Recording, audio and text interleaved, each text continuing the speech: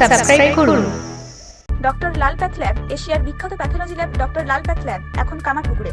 রক্ত, মল, মূত্র, কফ সব ধরনের টেস্ট করা হয়। অথরাইজড কালেকশন সেন্টার আরোগ্য নিকেতন, কামারপুকুর চটি, বেঙ্গাই রোড। হোম কালেকশনের ব্যবস্থা আছে।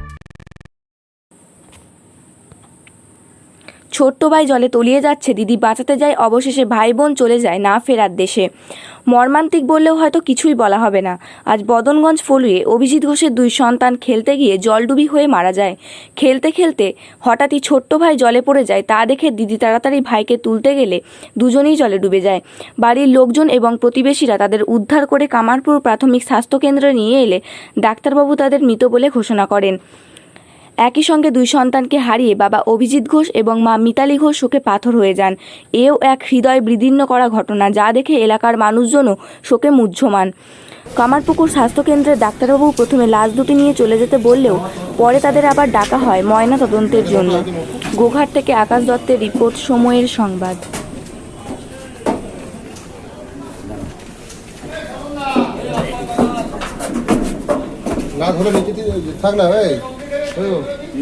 পড়ে যাবে নিচে কি থাকবে, এটা তুমি একটা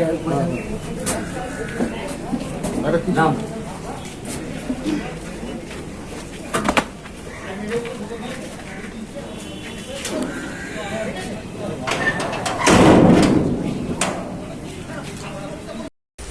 আচ্ছা দাদা, বিষয়টা কি ঘটেছে আজকে?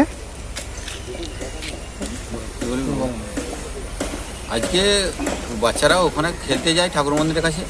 খেলতে যেয়ে ওই ছোট ছেলেটা ও এখন জলে নেমে যায়। নেমে যেয়ে ওর দিদি এখন ভাবছে তুলে নেবো। তুলে নিতে যেয়ে আর আমরা দুজনেই জলে চলে গেছি দুজনে। তারপরে পাশাপাশি সব যখন ছেলে ডুবে গেল করছে, সবাই মিলে যেয়ে তুলে তাকে দেখা হলো, জল ফল বার করা হলো। তারপরে হসপিটালকে নিয়ে আসা হলো। হসপিটালে নিয়ে আসে বললো তোমরা কামারপুর নিয়ে চলে যাও। কামারপুরে নিয়ে এলাম। কামারপুরে নিয়ে এসে